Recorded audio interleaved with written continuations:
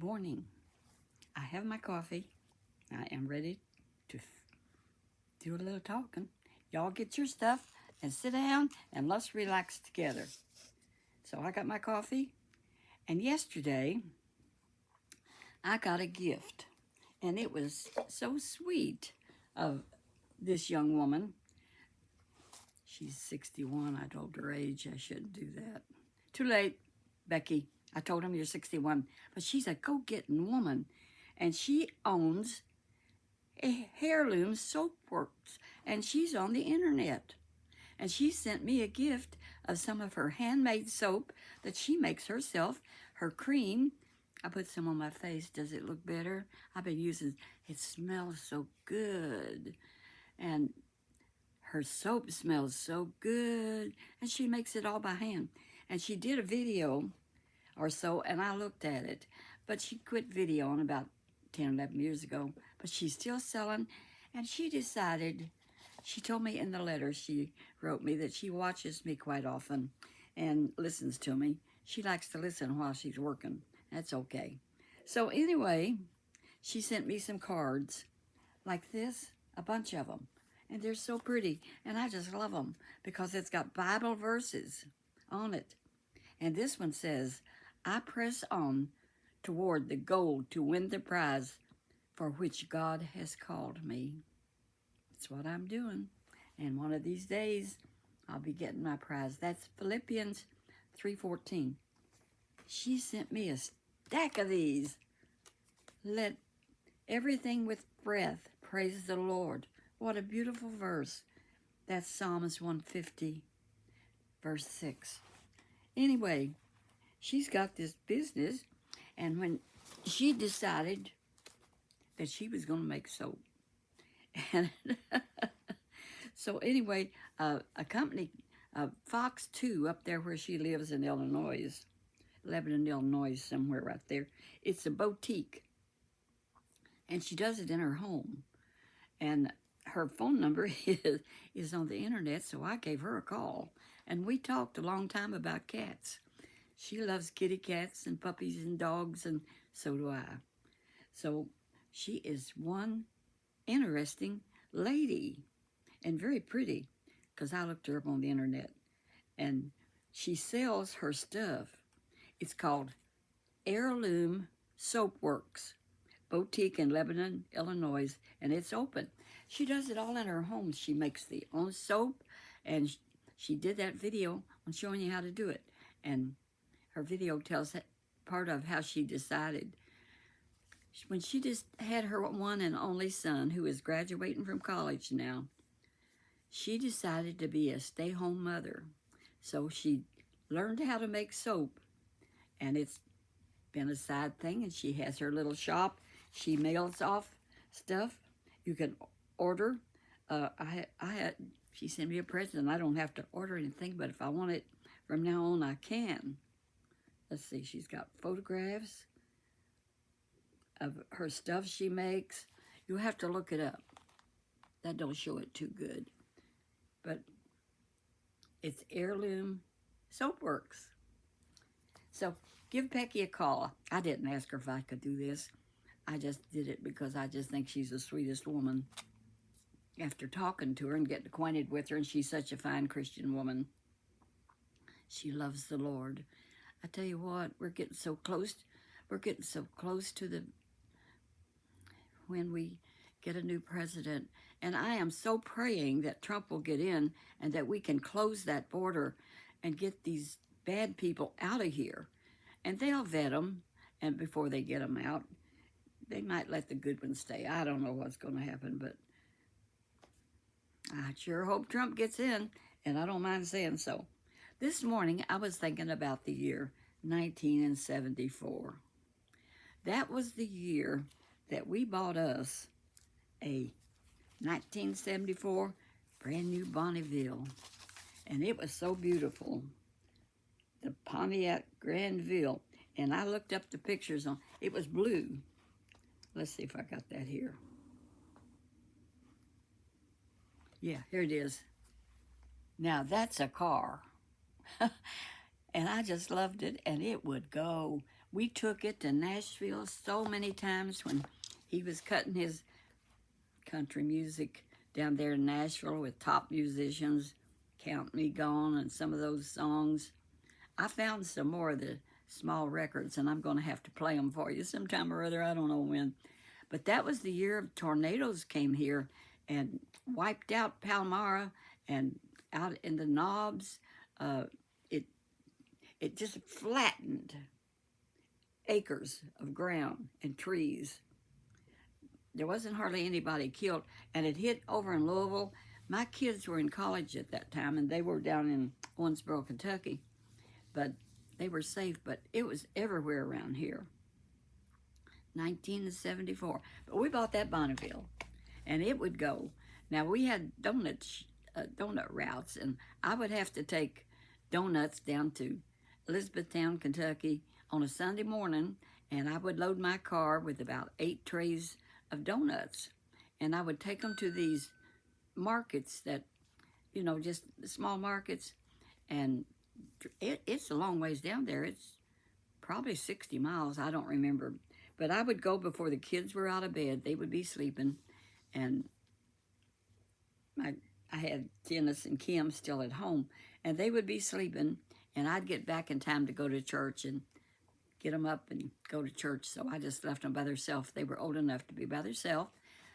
So anyway, that thing would nothing but run. And one time I was driving, I had already delivered my donuts to the little stores I was supposed to deliver them to because I had a key. And I would put them in the shelf. They had shelves you put them on. And I was coming home and I was listening to Oral Roberts on the radio. And I just put the pedal to the metal.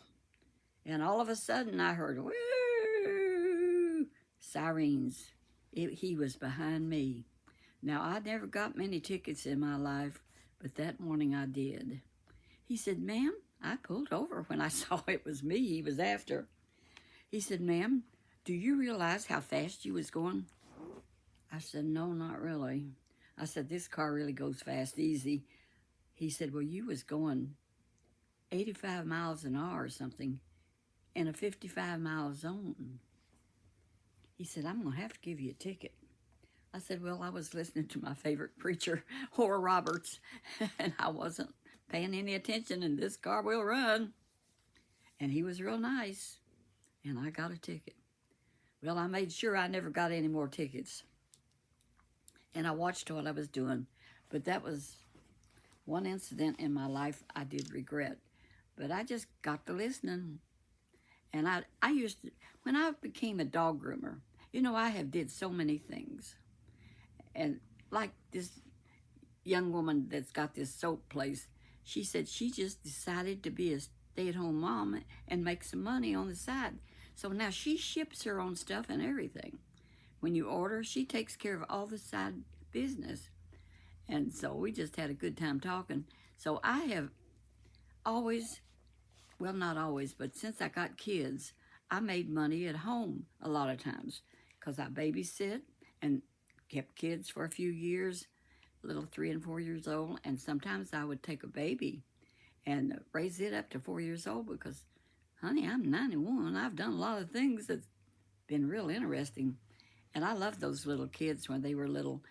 And finally, I got to the place where I only took 4-year-old kids, 3 and 4-year-olds. And they're just perfect because they want to know everything.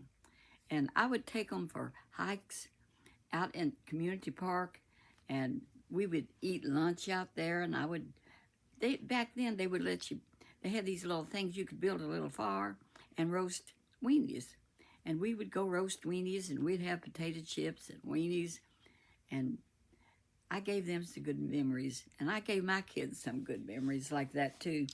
Because when they were growing up and their daddy was working in a bakery and he was gone a lot, I would take the kids to the park. And we always had a puppy dog, Chihuahuas. We loved Chihuahuas. And we would take our Chihuahuas with us. And she would just play around in the park. There wasn't that many people back then, and that was before 1974. That's when Karen and Kathy was around 12, and Kim and Dennis were smaller, and I'd let them roast weenies. And we'd have baked beans and pickles and potato chips, and it was just fun. I've had a lot of fun in my life. I've enjoyed it, and as I remember 1974 when those kids were in college and all, those tornadoes come through, and we bought that night, and that 1974 Buick, Bonneyville, it did not have air conditioning, and we would drive it to Nashville and back a lot of times on the weekends, and that's when he cut his records, and we did not get air conditioning. He said, ma'am, it would be so much more. We said, nah, we don't need air conditioning. We're young. We're not used to air conditioning. And don't you know, we would drive home with sweat running off our brow with the windows rolled down, and you're just getting nothing but hot air. Tell you the truth, it was miserable, miserable. But when we would go down there, sometimes we would stay in a motel, and they had window units in the motel rooms back then. They didn't have central air where we stayed, and I got used to air conditioning. So when we got home, I saved up my money, and we got us an air conditioner for my bedroom window and for the kids' bedroom window. Because before that, we just had a big exhaust fan in one window and opened the other windows, and that fan would just pull the air through the house. That's what you did to keep cool in the old days. And I remember them well. And you know, the truth is, sometimes they weren't that much fun. But we had a lot of fun because we did a lot of traveling, and I have traveled all over. Wow, we went to the West Indies, me and James. No, not me and James. You know what? James and Buddy are so much alike.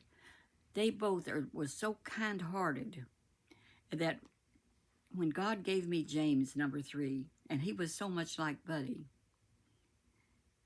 I am just pleased.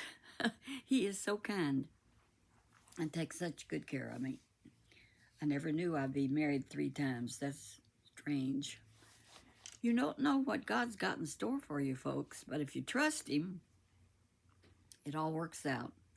Now, James is having some problems with one of his houses and on the electric box or whatever that is. And he tells me all about it, and I don't understand that kind of stuff. So that's what he's working on today, trying to get that all straightened out. So I went on to Myers and got my peanut butter cookies, and while I was there, I bought some other kind too. That is my weakness. But I'm holding steady with my eat less diet. I just have 1 cookie a day, mainly. And that's not so bad. They last pretty good. So God bless you, and I'll hush for today. And you just check that heirloom lady out, Miss Becky, and see what you think.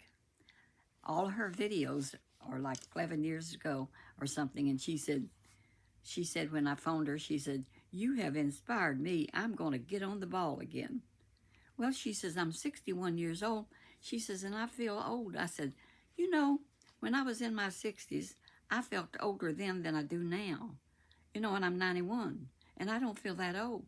You don't feel old. You stay the same inside as long as your health is good, I think. Anyhow, I'll never forget asking a lady at a birthday party I went to in California when I was about 19, and I said, she was 90, and she would get in the process of getting her driver's license. And I thought, how amazing. I said, what does it feel like to be 90? And she said, what a silly question. Because you feel the same as you always did. And sometimes I feel 23. Sometimes it might get up to 35. But mainly, you feel the same as you always felt. It's just life. So thank you, Jesus, for all your many blessings. And I'll talk to you another time. Bye-bye.